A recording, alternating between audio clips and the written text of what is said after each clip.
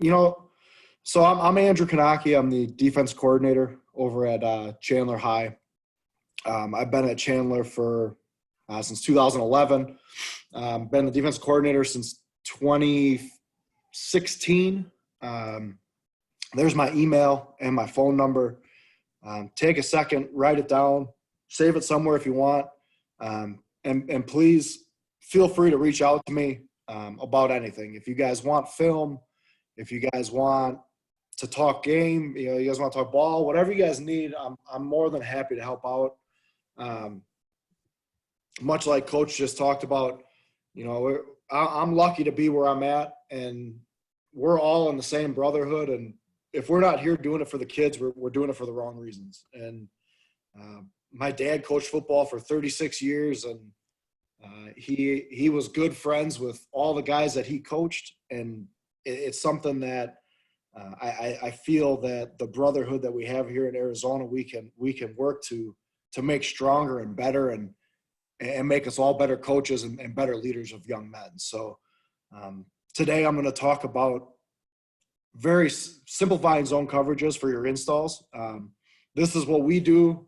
This is what we would do starting next week or the next 2 weeks when spring ball is supposed to happen.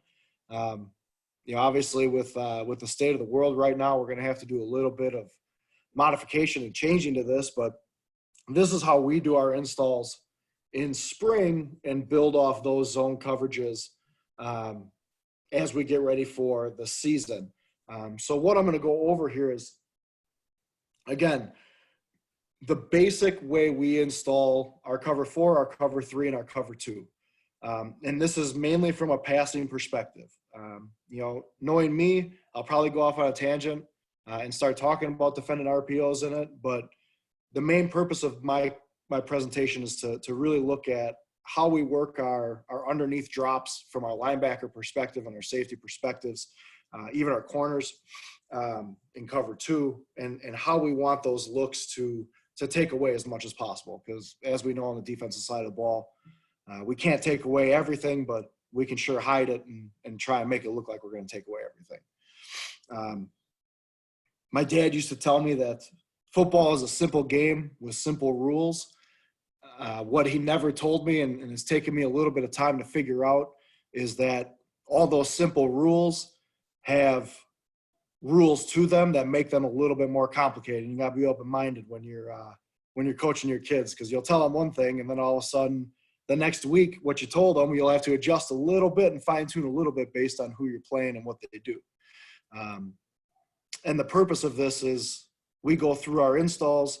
We have set guidelines for every coverage that we run, and then every day, every week, whoever it might be, we can modify alignments, we can modify assignments based on our base install in order for our kids to still play smart, play fast, and most importantly, play smart, play fast, and play physical.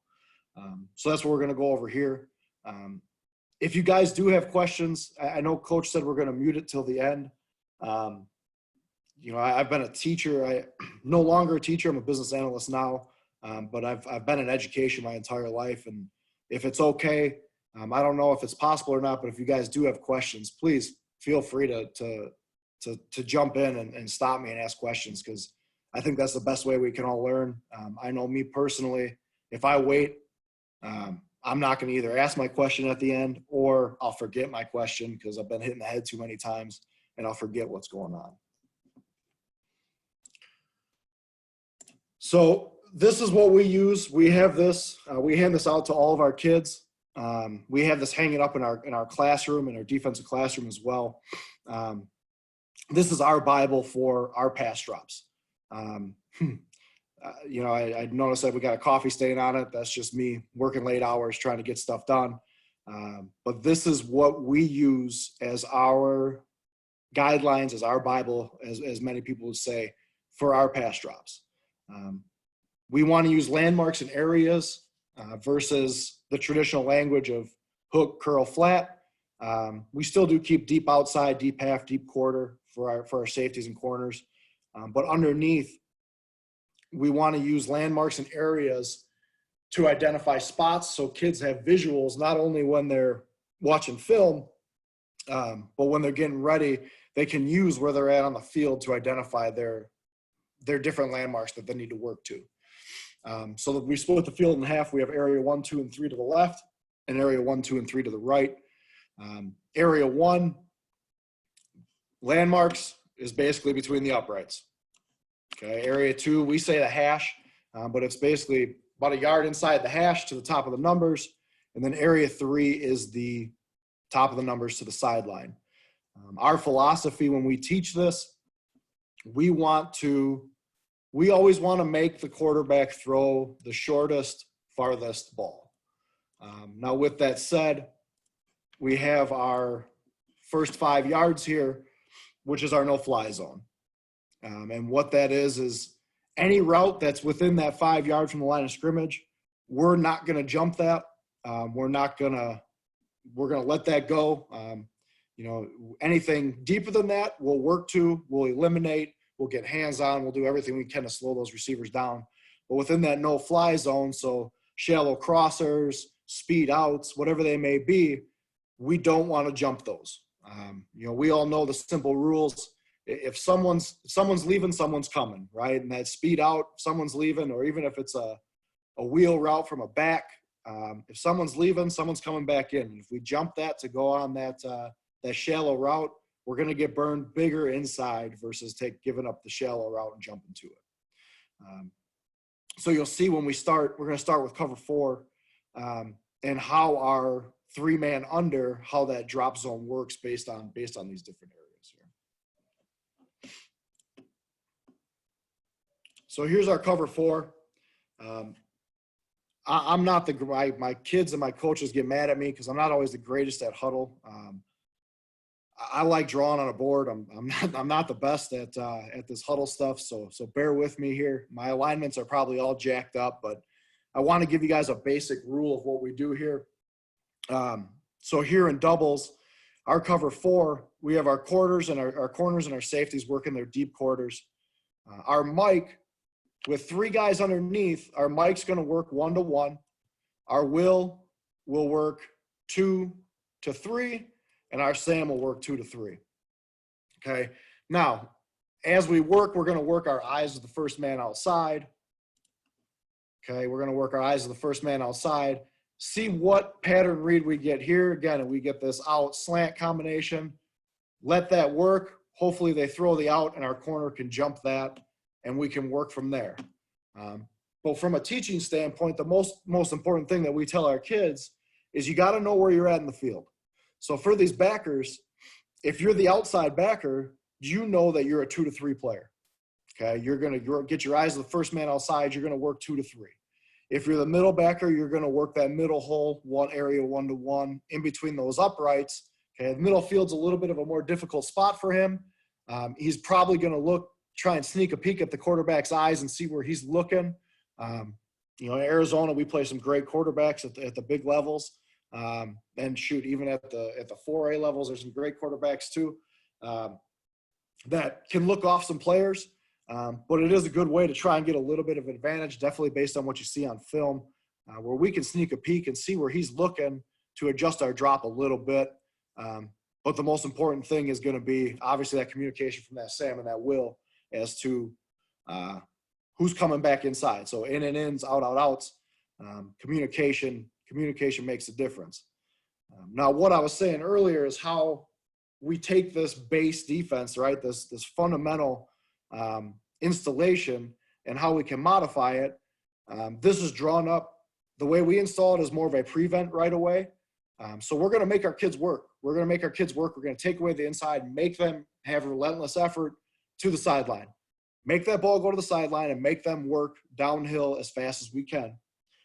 But what we can do is, as we find out what teams like to do, find out, different schemes and everything that we do during the week and during the months of planning, we know a lot of teams like to run, this bubble slant, right? Okay, well, now we can key here. We can key 2 and play more of a traditional cover 4 with pattern reading here with the safeties and the corners. He can jump the bubble. He can stay over the top and take away the slant here. Is that what we do from day one? No, that's not what we do. But allowing our kids to have the basic fundamental is, okay, Sam and Will, you're a 2 to 3 player. You know you're going to have to work a little bit to the outside this week. Okay, you're going to have to work hard to the outside if that ball goes. You're going to have outside support from the corner, but you're going to have to get your butt on the move, man. Get on your horse and get going. And then let's say the next week we decide we want to start keying number 2 with our corner and our free safety. Okay, and it's more of a run defense than it is a true pass prevent defense. Okay, well now he knows that Will Backer knows, okay, well now I got an area 3 player over here with my corner. Okay, I have an area 3 player over here if 2 goes out, because my eyes are coming to 2 right now anyways. So if he's going out, I can slow play that a little bit more because I know that corner is going to be squatting there. So things like that where, again, we use this numbering system as our base to get a foundation, and then we're able to adjust based on what we see week to week. Trips, again, we can change our alignment here. It's the same concept, okay? 2 to 3, 2 to 3, 1 to 1. If we need to move him out and we need to boss him, we can do that. If we want to take away, you know, we like to keep 6 guys in the box at all time. So if we want to do that, we can go here and we can man this guy up and we can sneak a peek backside this way. And what we call faxing, if he wants to come vertical, we can fax him, take him away, and still play our quarters over here with our underneath here.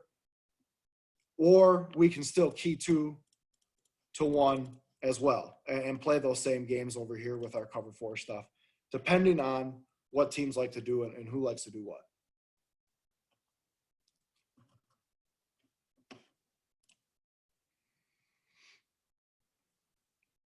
So here's our cover 4. Okay, they go ghost. We're going to widen out. There's no point in keeping guys. We always want to try and have, you know, they got, what, 6 guys in the box. We got 5 guys in the box. You know, those offensive guys are always going to have 1 more than we get. I know they got a tight end here, but with no run threat, we're not too concerned about that other than power with the quarterback. But we can make sure and read our keys here. We're not getting too wide. We're lined up on that tight end. Shortest farthest throw, give up that shortest farthest throw. Our corner does a piss poor job here. He's got to know that he's got inside leverage help. He should be attacking that sideline, that outside shoulder, and making him come back to our linebacker. You know, bad break too. We want to teach that break when right there we see hand off the ball, we should be breaking right now.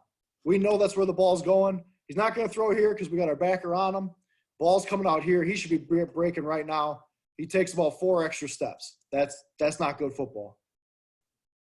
Okay. Buck backer's got to know, or Will backer's got to know. Okay, he's got help on the outside. That guy's not going to be cutting back into you unless this guy doesn't do his job.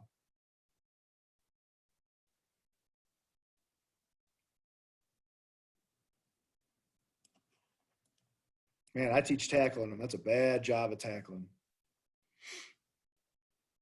But we see here, eyes to this first man outside. This is his first threat, this tight end here for this Will Backer. Okay, take that away. He's staying on his hash 2 to 3, being a little bit patient. The vertical route, we got a safety. We can feel this, take away these 3 routes basically. Nice job by the Mike Backer, staying in the middle of the field.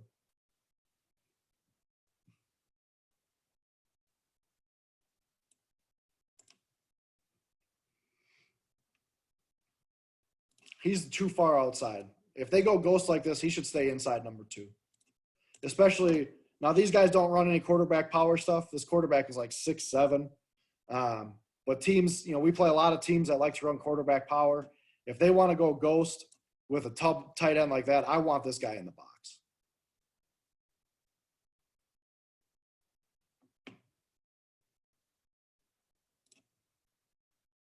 Okay. Here's another one. We don't do a good job on this.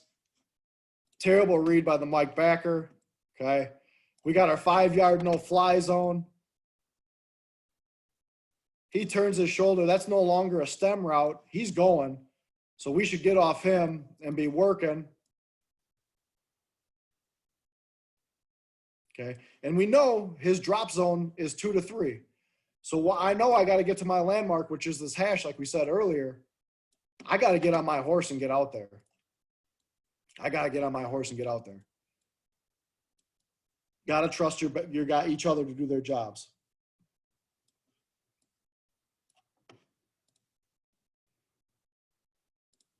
This is a good job here. Okay, he sees this man go out. He sits because he knows someone's coming back inside. Someone's leaving, someone's coming, sneaks a peek back at the quarterback. We see that ball's gone. We got to get our bus to the football. Okay. Not a very good job over here. Doesn't help when your Mike backer reads you on a pass either.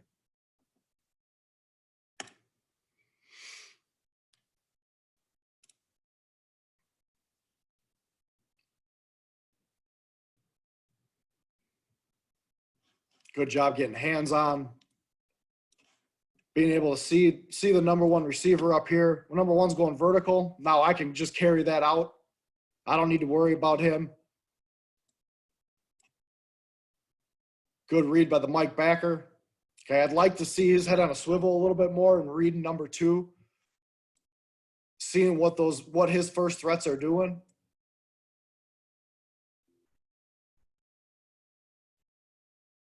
Stone hands, catch the ball. Okay, that deep out. This Will does a great job getting underneath that deep out. He feels that. Eyes to two. Carries them. Okay, we consider that deep out a vertical route against 3rd and 9 here, so we want to take away those sticks. Corner knows one's going vertical. I got help from my safety.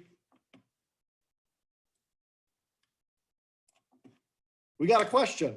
I saw a hand come up by Tim. I don't know how to do that. Hey, Coach, how are you? I'm good. I'm good. Can you speak up a little bit? I'm loud and I'm deaf and I can't hear you very well, Tim. Yeah, I'm sorry. Quick question. Hey, are you teaching the corners? Is their technique more like a match two technique? Did you ask if I'm teaching them a match two technique? Yeah, for your corners, is it more like a match two technique for them, or what's their, for instance, what's their alignment on in doubles like this? What's their alignment on number one? They're going to be 7 to 9. Okay. Outside, 1 yard outside. Okay. And what we teach is, and we say 1 yard outside, it's really eye to eye. So my inside shoulder to your outside shoulder. Okay, so it is a little bit like match, and then they shuffle out and read number two? Yep. Okay. Yep. Okay, thank you. You're welcome. Now here on 3rd and 9, we're actually in. He does a really nice job. We're actually just in our regular prevent cover 4. So he's got cover 2. Yeah, we always read 2 to 1. But he does a good job seeing that hand come off ball and breaking.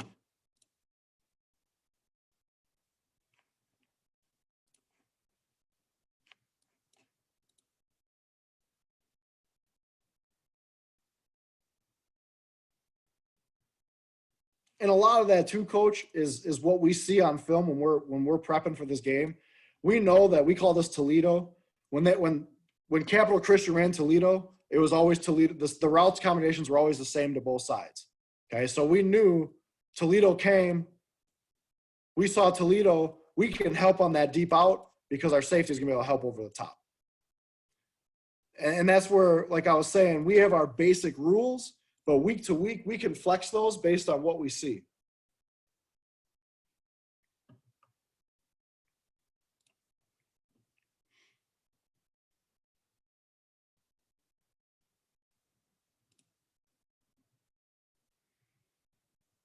And this is exactly what we should see from the corner, okay? Here's the thing is with his alignment, right? Going back to your original question, we're also going to base our alignment based on where we're at in the field too. Okay, so if this is my quarter and I know this is my deep quarter, I'm not going to try and come in here and make it look like man-to-man. Okay, I'm not going to work inside. You know, we talk about 1 yard, eye to eye, make it look like man-to-man. Well, if you're going to come out inside, you're already in my safety's quarter. I'm going to sit out here and let you work to me. I'm not going to have to worry too much about working to you and messing my alignment up. Shortest farthest throw. Okay, this is a sophomore corner. A little light in the ass. He's fast as all get out. Comes down hard. Tacks that outside shoulder. That should be a light up shot. But that's a great job of that corner. I mean, it's 3rd and 17, and this is exactly what we want from this coverage. It's 3rd and 17. We take away the hashes, make them throw a 5-yard out, and we'll rally to the football. Okay? He does not do a good job. He does a terrible job. And this is exactly what we were just talking about. We see this arrow. Why am I going to jump an arrow on 3rd and 17? That's just stupid. Okay?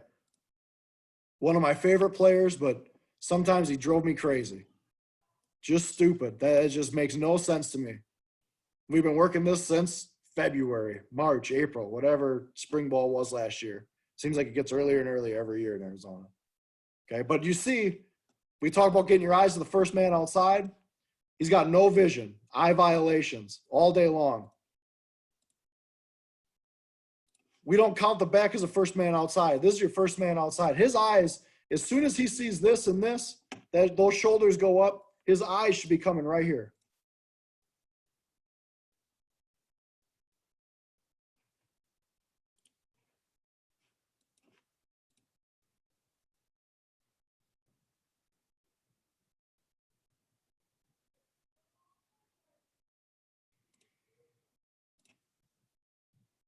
All right, so here's our cover 3. So when we have 4 guys underneath, our 2 inside zone droppers are going to work 1 to 2, and our outside guys are going to work 2 to 3. So we want to, again, make that shortest, farthest throw and have those landmarks ready for those guys. Same thing, their eyes are going to go to the first man outside. Okay, first man outside. And we're still going to read those pattern reads 2 to 1. Now, based on the field here, I say 2 to 3, but your drop may end up being 3 to 2. So let's say the ball's on the hash, right? And our strong safety or our Sam backer to the boundary, whoever's in the boundary over here, okay? If you're lined up, let's say they do a stack here, and you're lined up here, you're already in area 3, so you may end up having to work back to area 2 based on the route combinations that you see. So I didn't do a very good job writing these down, but those are fluid based on where we line up. Okay, so if we're already lined up in area 3, we may have to work back inside to area 2 based on what those route combinations that we get are. But right here, we're 1 to 2, 1 to 2, 2 to 3, 2 to 3. And then we have deep third over the top. And our alignment with our corners, okay, in doubles, anytime we get 2 by 2, we'll play split technique. So we'll split these guys. And again, I suck at drawing sometimes, but we should be apexing these guys and we should be lined up. And that's why I have this little arrow here going inside. We should end up splitting these guys in half with our alignment when we get doubles. So we can play both. If we get 4 verts, we can play both in the air.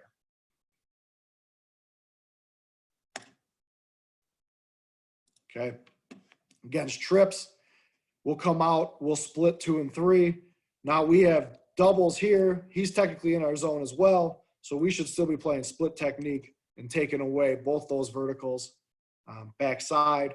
Again, depending on what we do, okay, we may bring him over and play cover 3. And now that changes our drops. So he's 2 to 3, he's 1 to 2.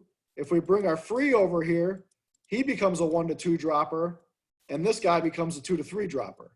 So that's what I'm saying. You got to understand, based on what your alignment is, sometimes you may be a 1 to 2, sometimes you may be a 2 to 3, depending on what we want to do week to week.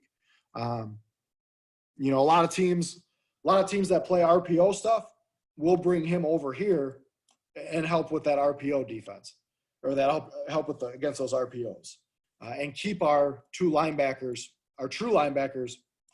in the box. Okay. Now with that, you can kind of play a game back here, same as before. You can man him up. You can play off. A lot of teams, when we give them this look here and they know we're in 3, They like to run this hitch and take that hitch right now. You know, what we can do, there's a couple different ways. You can play man-to-man to help take that away. Different techniques you can play with the corners to get them a little bit more aggressive on those 2 and 3 step routes.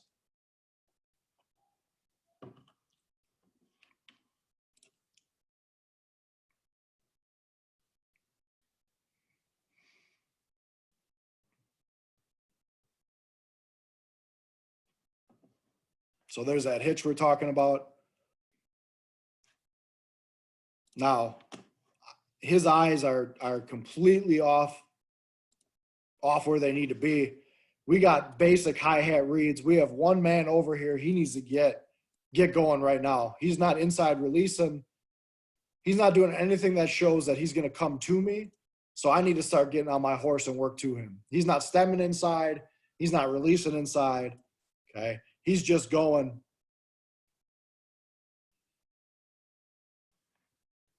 We get lucky there. Little linebacker stuff.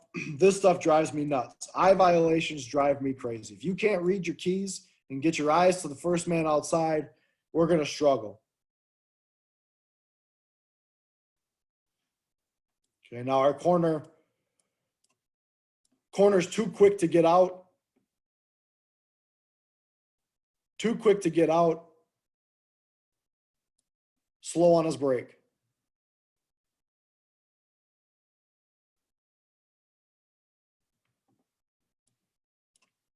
He's not even breaking and the guy's touching the ball.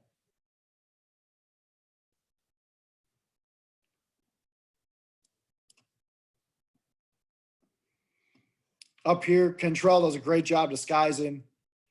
At the snap of the ball, he's exactly where we want him, 4 yards off the man, 4x1 inside, off the man.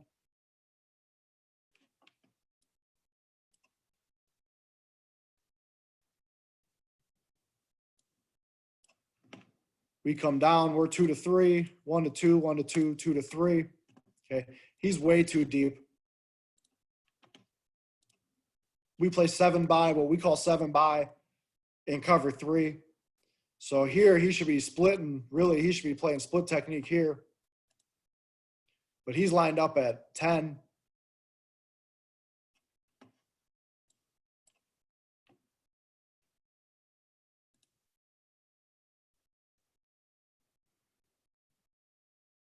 And you can tell our communication with our safeties is off a little bit. Typically, when we get this kind of disguise, he's going to come over here. Okay, he'll sit here, make it look like cover 4. He'll come down. We'll spin it this way. Basic stuff. But we let these guys talk and do that. Every once in a while, I'll tag those disguises with our zone coverages. But for the most part, I let these back 4 and our Sam backer, they kind of communicate and talk about what they want to do and how they want to disguise play by play. The reason I do that is, you know, when I was growing up and playing ball, and you still hear it a lot today, is you hear the word buy-in, and you got to create buy-in, and you got to get the kids to buy in. I hate the word buy-in because it makes it seem like I'm playing for that coach. And that's not what I want my kids to feel like. My kids don't play for me. I coach for my kids. And I want them to have ownership. So I talk to them about what they like, what they don't like. And they wanted to do their own disguising. So that's the ownership that they take for this team because it's their defense. It's not my defense. It's their defense.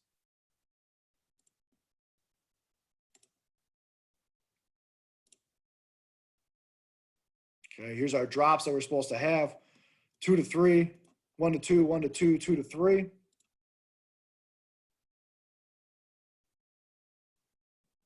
Okay, he read run.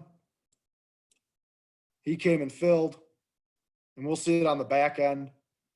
This is a pretty good pass protection scheme. Okay, he's reading his guard.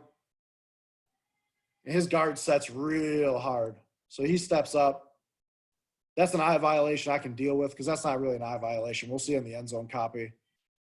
Okay, we'll see on the end zone copy that that's not what it is. We got to make tackles, though.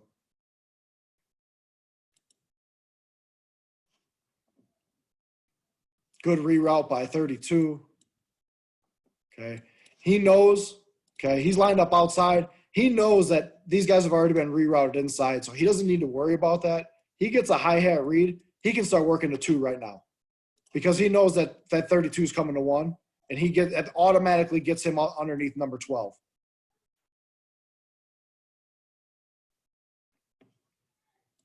Okay. So we see here, 64 here, sets hard. He sees that B gap open. He's going to stick his face in there. Rule number 1 of our defense is stop the run. Stop the run, stop the run, stop the run. Make them pass. We got some pretty decent athletes.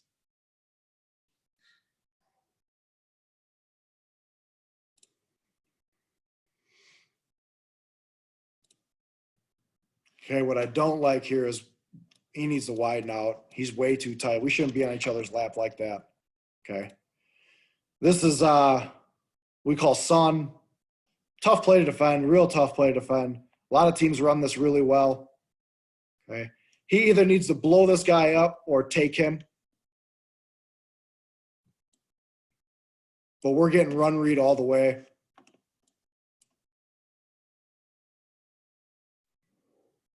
Elephants on parade, we should step away. So what really should happen is when we see this guy come, he needs to be screaming, away, away, away. He can take him. As these guys go, he should read, step, and rock back this way to go get that quarterback.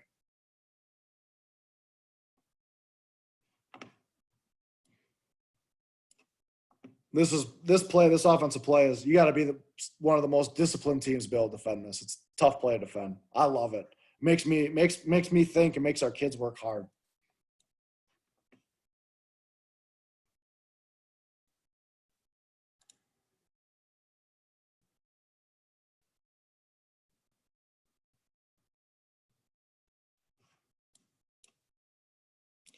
So again, we get in trouble because we're misaligned. He should be outside here. Okay, he's matching the back, which isn't terrible.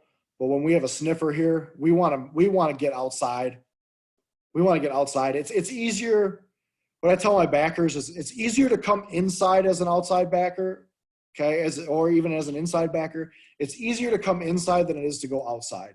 So now, do I want you way out here? No, absolutely not. But if he's here, okay, he gets more time to see this guy coming across and allows him to make an easier play. He does a bad job.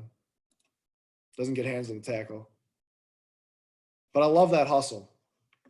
Great hustle.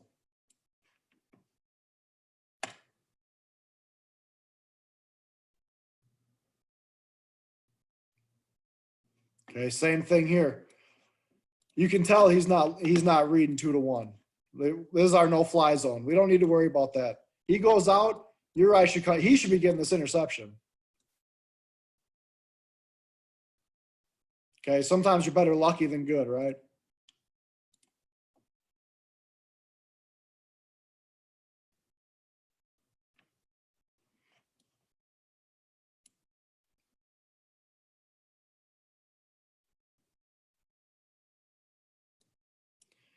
This is one of my favorite plays of the year. So this is Alfred Smitty. He was a sophomore for us that we brought up because we didn't have a whole lot of depth. He's going to be a great football player. This kid is doesn't look it, but he's probably about 6'2", 6'3", outweighs Smitty by about 40 pounds. And they ran the ball the 2 plays before this. And this guy came out and just beat the piss out of poor Smitty. Just pancaked him every single time. And he did not back down. He kept getting up, popping up with a smile on his face on our sideline. And we were so excited for him to get that interception.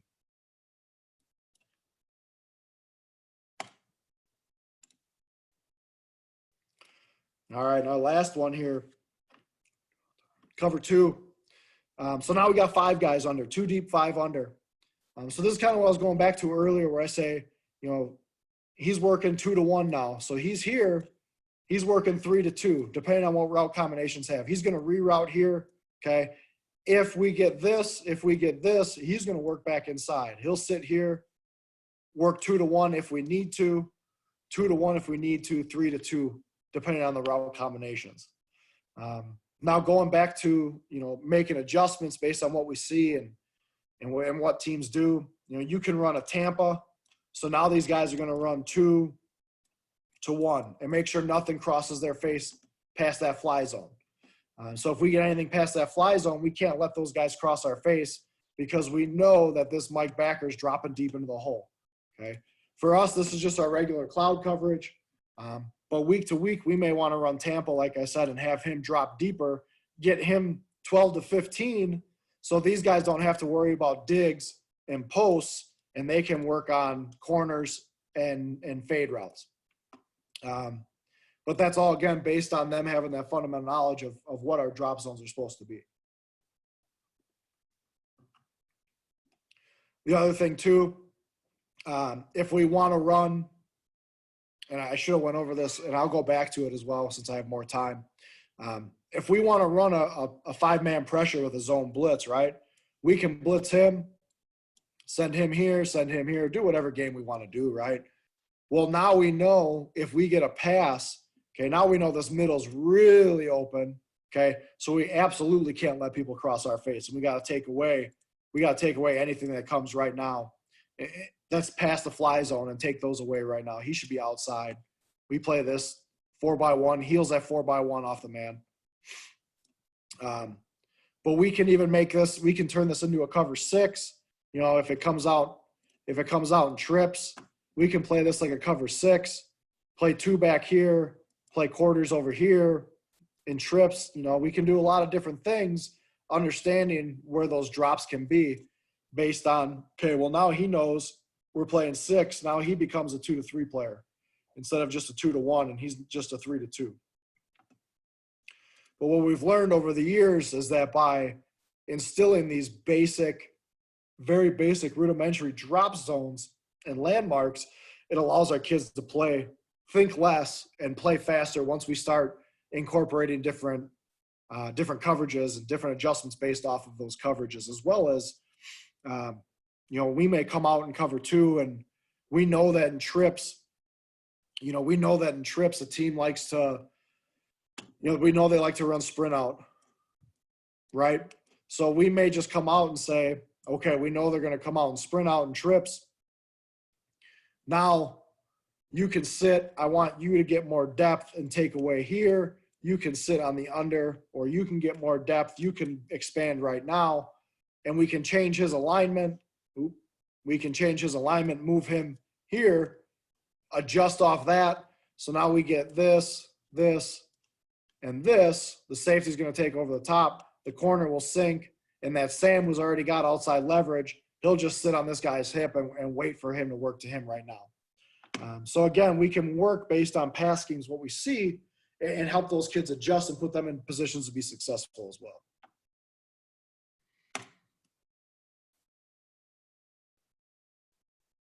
Okay, so we're in Ghost. Same thing.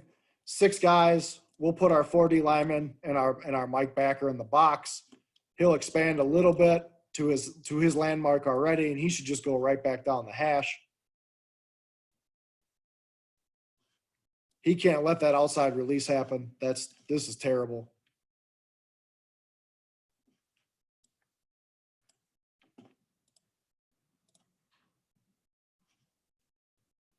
I like his aggressiveness, but again, we can't cover 2. You can't give an outside release.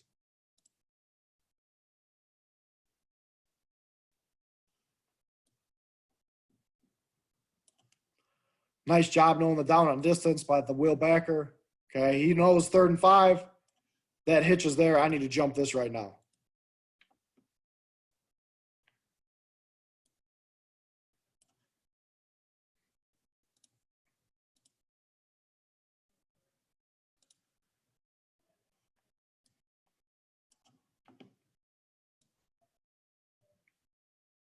Good hands, real good hands. In. His eye should be here. We got 3 receivers over there. Okay. He doesn't need to get this depth. Okay. So this is something we'll work a little bit more advanced. Down in distance, 3rd and 5.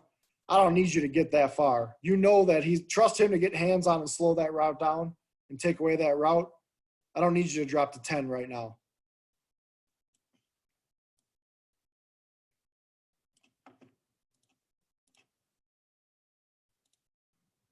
If any questions came up, I apologize. I'm trying to keep my eye on that top corner, but I haven't seen any.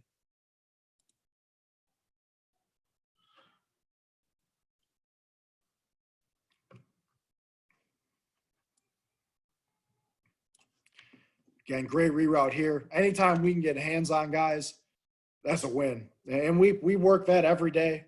That's a EDD. That's an everyday drill that we work with reroutes, especially with our sandbackers. The buck we like to keep in the box a little bit more, so he's not going to do it as much. We work on feeling. So you see him stick that hand out. That's a feel. Okay. We work on feeling routes with our buck. We work on rerouting with our Sam.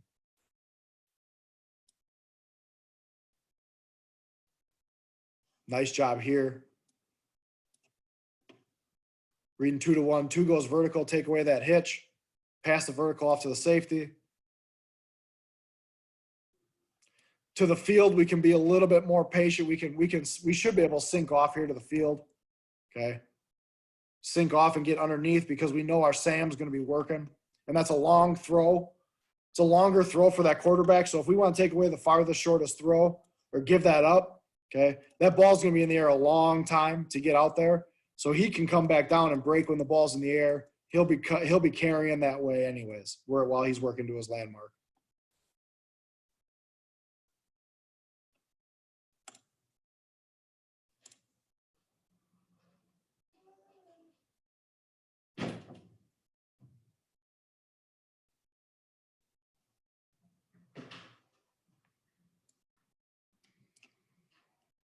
Okay.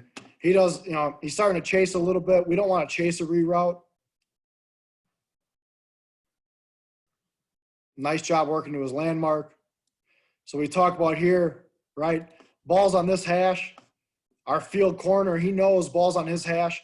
He can sink a little bit more. He's got no threat yet. He can sink. Help that safety out. I don't know what our free safety's doing. He should be working. He should be working here. He's playing cover 2, he's playing in the middle of the field.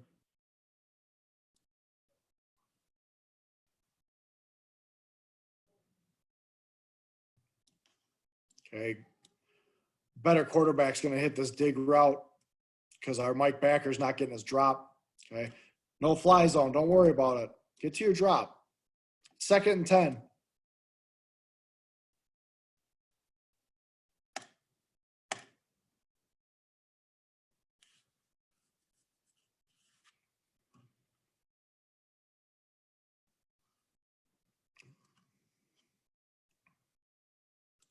Not a bad reroute down here. Okay, now these guys are already in area 1, basically. Top of area 2, bottom of area 2, bottom of area 1. He doesn't need to worry about his reroute. So these corners in cover 2, by alignment, they're already rerouted inside. So he doesn't need to worry about getting hands on. He can just pop his hips and sit at those sticks and wait for guys to come to him. He just can't let people outside of him. That's a great job. He'll work to the hash.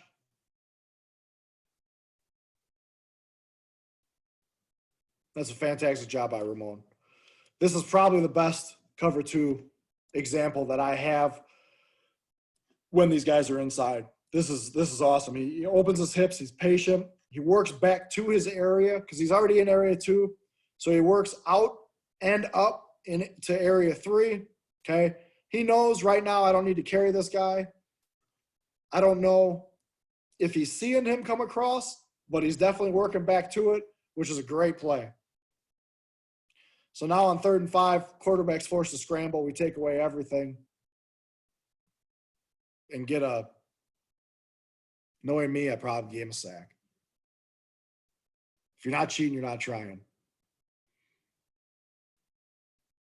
Nah, definitely not. He got a yard. So that's my presentation. Let me go over one more thing real quick here. So our zone blitzes, going back to what I was talking about in cover 2 with our zone blitzes. now that we know our drops for our 3 deep, 3 under, if we want to bring 5, we can play cover 3 and do this game. And now this free safety knows, well, I'm the man outside. I got 2 to 3. I got 1 to 1. I got 2 to 3, right? Same concept coming here. I want to blitz our Sam, okay? Strong safety replaces. Free safety now has deep third, okay? We got 3 deep, 3 under. He knows in 3 deep, 3 under. I got 2 to 3. The Mike and the Will will take 1 to 1 and 2 to 3 back that side. A lot of times, not often, just because we don't like it in the run. But we can even do this and bring him inside. These guys stay 2 to 3, 2 to 3. He knows I'm in the middle. I got 1 to 1. Now, me personally, my safeties coach will tell you he loves it because he doesn't mind that. But I would rather just move him in the box, have him come down if we're going to blitz that Mike backer, and do it like that. Okay. So now the Sam becomes 1 to 1. The strong safety's 2 to 3.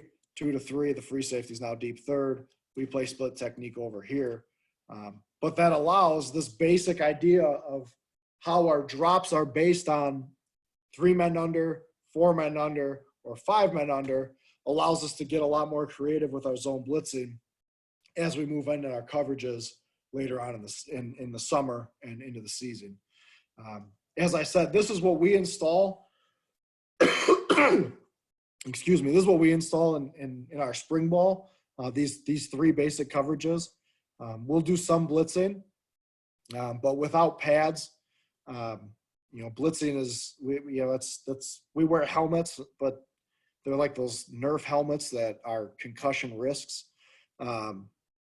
So I don't do a lot of blitzing in the springtime, just because I want to keep guys safe. So this is what we prepare for our 7-on-7 stuff, these 3 main coverages, as well as man-to-man. We'll play cover 1, 1 man, 2 man. But when we do that, we don't change personnel. We want to keep our guys in that want to play, that we want playing on the field, that we're going to see playing during the regular season. In the past, Chandler, we had what we called our black package, which was dime. And 7-on-7, we just played basically 2 man or 1 man with 7 defensive backs, and it drove me crazy. So we went away from that. But this is how we do our install. Again, so we go the rules, these basic rules for 3 underneath, 4 underneath, 5 underneath, and then, whether it's 3 under, 4 over, 3 under, 3 over, 4 under, 3 over, whatever it might be, what coverage we want to put behind it with our safeties and our corners, we can make those adjustments. And then it allows our zone blitzing to be more easily understood, as well as, like I said, when we do our weekly adjustments for who we're playing and where we want people aligned, or if we need to change drop zones, it's a quick, easy adjustment to let the kids know what they want to do. Now, the one thing that we're lucky at is our offense does something different every day, so we're seeing things differently every day, which helps us think on our feet a little bit more. But that's my presentation. I know I probably didn't go quite as long as I was expected to. I apologize, Coach. But if you guys have more questions, let's have it. Tear it up. If you want to make fun of it, go to it. I got broad shoulders. I can take it. Good stuff, Coach. You're really good, man. I appreciate it. It gets back to rules, and I heard you say that a bunch, and assignment, and being aligned properly so you can do your assignment. I think that's big. The kids kind of, don't understand that, leverage and alignment really has a lot to do with, you got to know the objective, right? Yeah, so, absolutely. Yeah. No, so that really helps. And Coach, we preach alignment, assignment, and technique. That those and communication. Those are our four keys that we talk about every day. Every day. Relentless effort, alignment, assignment, technique, and being disciplined. Because that being disciplined goes along with alignment, assignment, technique. But you'll hear all of our position coaches at practice every day, even the Friday, like when we do our pregame walkthrough, and I give my coaches an opportunity to address the defense for, a minute or two before the game. And you'll hear alignment, assignment, technique, communication, Right. probably from every single coach. Because if you're not aligned properly, you're going to lose. 9 times out of 10, you're going to lose. You're absolutely right. It's all about, and the kids don't get it. A lot of I love my kids, but a lot of times, they see what they see in the NFL, and I'm like, well, those guys are making millions of dollars. We're playing we're trying to just get, some free breakfast on a Saturdays from the Booster Club. So let's take it one step at a time here. Right. Right. Hey, I have a question, Coach. How much on your like your camp install stuff, and when you're, particularly with maybe some new kids, whatever, how much time are you investing in some drills that are, relating or just pass distribution? And do you do that like maybe without a ball or without a throw? So you're talking about like our zone drops ultimately? Right. Right. Okay. So every day we have a zone drop period, and we never use a football. So I draw up cards for the scout team kids, and I get my 5 scout team kids. I don't bring the defensive line in. I don't worry about them. But we'll go through in the springtime, in the summertime, usually in the spring and summer, if we have film on the team we're going to play the first game of the year, we'll start doing their stuff in our own periods when we're separate from the offense. And we'll walk through. We don't even, we'll run through at some point, but typically our zone drops, when we do our zone drops, and like I said, we do them every day. It's without a ball, and it's a walkthrough, and it's high focus, laser focus. We talk about red dot. That's a big term that we use, is red dotting and being laser focused. And it's hard for high school kids because in a walkthrough period, especially now, like we got music blasting. So in a walkthrough period, it's hard to keep them focused all the time. So what we've learned is while we do those zone drops and we're walking through our drop periods and identifying route combinations, we'll go through one play with our ones. We'll do cover 3, cover 4, cover 2, and then we'll get our seconds in and get those guys mental reps so that they're not out there standing around too long. Right. Yeah, I mean, I think that's a great idea. It's great to know you do that every day, because you get what you emphasize, right? So yeah. A lot of coaches I've seen, and I've done it, where you want to turn into like a 7-on-7 period, and balls are being chucked around, and you get bad routes out of the scout team, and it doesn't look like your opponent, and it just becomes a little bit of a mess. I think I'm a believer as well as slowing it down and getting some focus and getting some real teaching moments in there, where it doesn't have to be full go. 100% agree. And our Mondays, what we've done is our Monday practice is an install practice. So we'll do our tackling. Actually, Mondays is turnover day, so we'll do our turnover circuit on Mondays.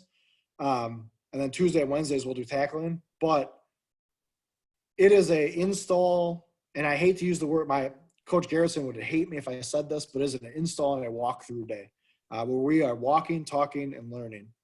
The best advice that I ever got was from Coach Boone. He was a defense coordinator at Nevada for a number of years. He was at Arizona most recently, I believe, as a linebackers coach. And he had up on his defensive classroom meeting he had it. It was you talk it, or you draw it, you talk it, you walk it, you run it. And that was something that stuck with me forever. And it's something I learned 5-6 years ago. And you gotta be able to talk through it. You gotta be able to draw it on the board. And we have all the kids write everything in notebooks too. And then we go out in the field pre-practice and we walk at pre-practice as much as we can. And then once we have our individual times for pass skelly and stuff like that, we walk it, and then we'll run it when we get to our scout team stuff. Awesome.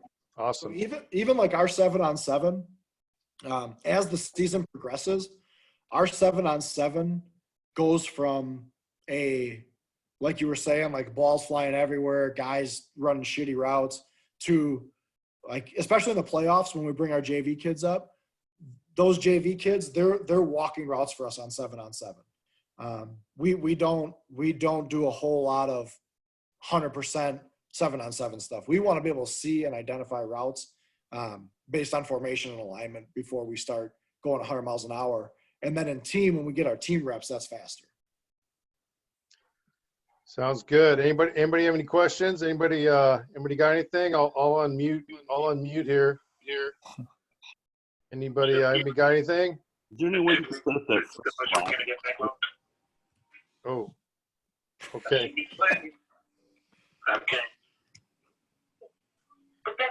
Hey, Coach, I appreciate you.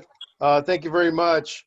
It's been a really good presentation. I really appreciate it.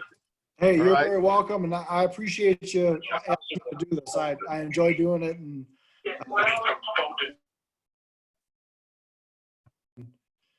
giving back. The better we can all get, and we'll be. Oh, I got muted. No, you're good. Oh, no, you're good. But the better we can all get at making our boys better young men is what it's all about. So I hope you guys. I'll go back here real quick. Here's my contact information if anyone missed it. Please feel free to reach out, email me, text me. I'm not as good at email, but texting, if you text me, I'll get back to you in a couple minutes, couple hours. Depends on how busy I am at work and how much fun I'm having with my family. So, but again, Coach, thank you. I love doing these presentations. I love doing these talks because I learn new stuff as you guys ask me questions too, and I get better myself. So thank you very much. Right. No, you've been a real good ally for us, an asset, and there's been a lot of value. I know you've been to all of our clinics. You've spoken a number of times. You're always willing to do that, and that's big time stuff, man. I appreciate you. Awesome. So, you're welcome. Well, that's about it, guys. Let's wrap it up, and we'll get back after this thing tomorrow. There's another big day tomorrow. You guys want to jump on my Twitter or MFCN's Twitter? There's a U of A and NAU's got I think we got like a 7-hour thing going tomorrow. It's a big ass day. So, guys, have a great night, and stay safe out there. Thank you. Thank you. Take care, Coach. See ya.